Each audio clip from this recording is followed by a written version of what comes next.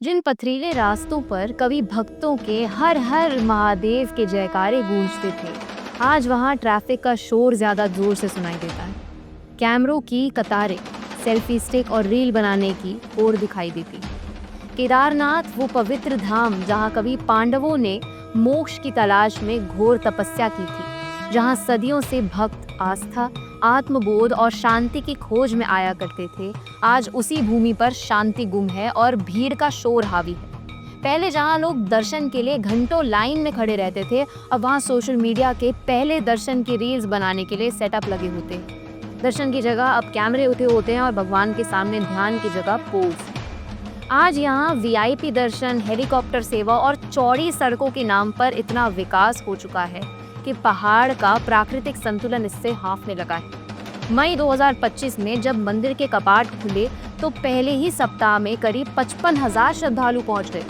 कहीं शादी के प्रपोजल दिए जा रहे हैं, कहीं घोड़े पर डांस हो रहा है, कहीं ढोल नगाड़ों की गूंज। किसी को बाबा के दरबार में ध्यान लगाने की जल्दी नहीं है, सबको सिर्फ कंटेंट चाहिए।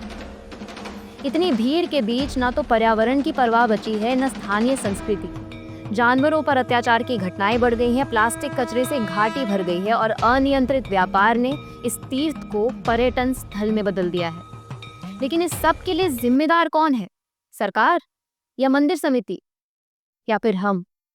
जी हाँ, हम हैं इसके जिम्मेदार। और ऐसे समय में जब हम केदारनाथ की मौजूदा स्थिति पर सवाल उठा रहे हैं तो एक तारीख है जो हमारे जहन में दस्तक देती है, 16 जून।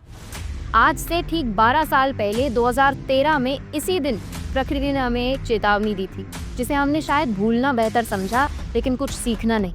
हर रोज की भांति केदारनाथ धाम में हर हर महादेव के जयकारों में हुई एक सुहावनी सुबह, जहां तीर्थ यात्री बाबा केदार के दर्शन को आतुर भक्ति में डूबे हुए थे। मानो सारी दुनिया यहाँ ठहर सी गई।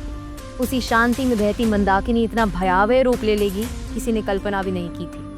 16 जून 2013 वो तारीख जो उत्तराखंड के इतिहास में काले अक्षरों में दर्ज है। आज इस आपदा की 13वीं बरसी है, मगर आज भी ये जख्म ताज़ा है। 16 और 17 जून 2013 को केदारनाथ में बादल फटने और चौराबाड़ी झील के टूटने से एक ऐसी जल प्रलय आई जिसने सब कुछ तबाह कर दिया, जिसने केदार घाटी को मलबे के ढेर में बदल दिया।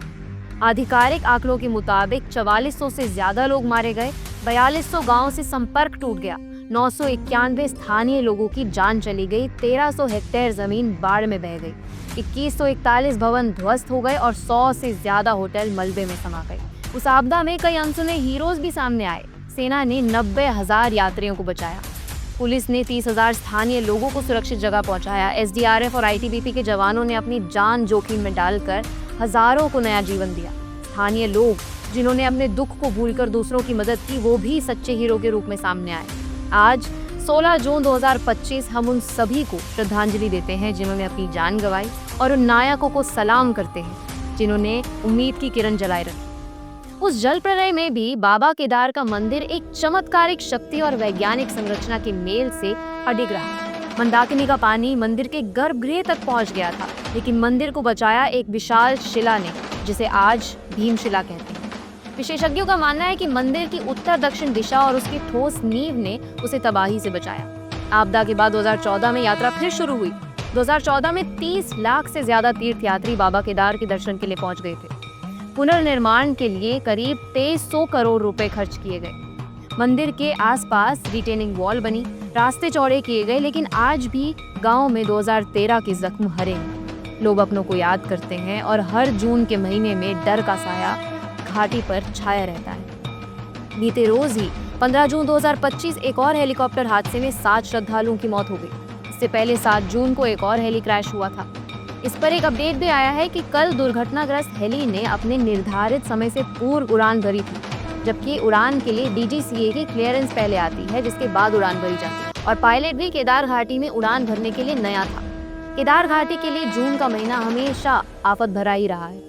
बड़ा सवाल ये है कि क्या हमने इन त्रासदियों से कुछ सीखा? स्थानीय लोग मानते हैं कि पुनर्निर्माण तो हुआ, पर वही पुरानी गलतियां दोहराई जा रही हैं। अनियोजित निर्माण, पर्यावरण की अनदेखी और मुनाफे की भूख। विशेषज्ञों की चेतावनियां बार बार अनसुनी हो रही हैं। हिमालयी क्षेत्र में विस्फोट कर सड़कें बनाना मंदाकिनी पर जल विद्युत परियोजनाएं चलाना और सीमित संसाधनों के बीच लाखों लोगों का बोझ लादना, ये सब फिर एक नई आपदा की ओर इशारा कर रहे हैं। इसका हल एक ही है, सस्टेनेबल टूरिज्म, पर्यावरण और आस्था का संतुलन। पारंपरिक तकनीकों से निर्माण, कचरा प्रबंधन और पेड़ लगाना, ग्लेशियर और नदी निगरानी तंत्र, भीड़ नियंत्रण के लिए कैपेसिटी सिस्टम और सबसे जरूरी यात्रियों को जिम्मेदारी का पाठ पढ़ाना। इससे आप क्या समझते हैं कमेंट्स में ज़रूर बताइए। ऐसी जानकारियों के लिए देखते रहिए तीतर।